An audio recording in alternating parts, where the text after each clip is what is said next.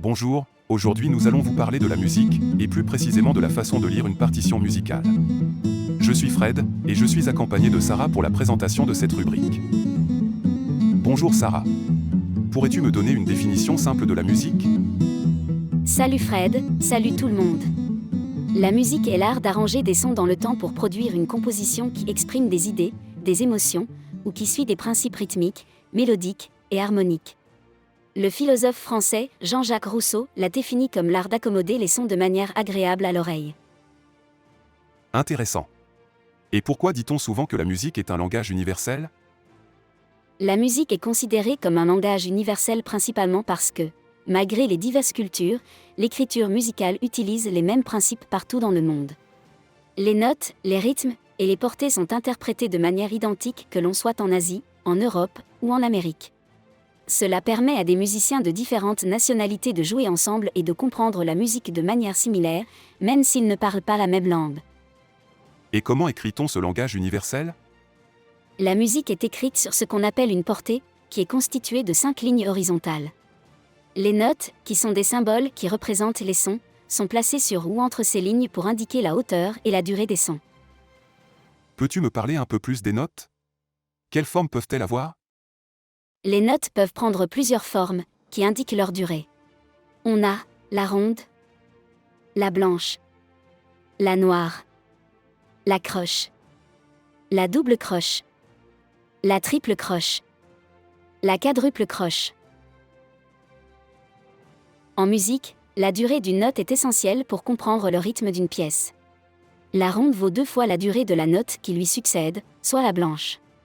La blanche de son côté vaut 2 fois la note qui vient après elle, soit la noire. On a, une ronde équivaut à 2 blanches et une blanche équivaut à 2 noires. Donc, une ronde équivaut à 4 noires. On considère très souvent la noire comme la note de base pour calculer le temps en musique. Donc c'est à partir d'elle qu'on va calculer la durée des autres notes. On va dire qu'une noire vaut 1 temps. Donc une blanche vaut 2 temps et une ronde vaut 4 temps. C'est-à-dire, chaque fois on voit une noire, la note qui sera jouée doit durer 1 temps, soit 1 seconde si la durée de la noire est définie sur 1 seconde.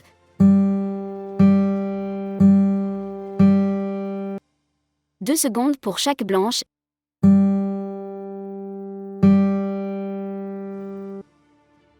Et 4 secondes pour chaque ronde.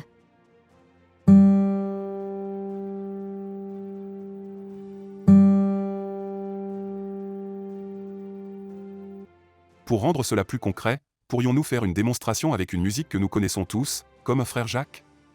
Certainement. Frère Jacques est un excellent exemple car sa mélodie est simple et elle utilise des rythmes faciles à comprendre. Jouons donc les premières notes de cette excellente composition.